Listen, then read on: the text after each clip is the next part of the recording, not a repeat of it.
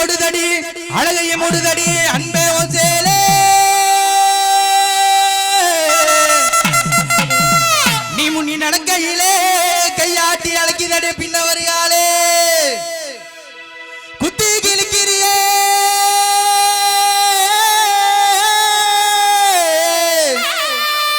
ஓ கத்துவிழி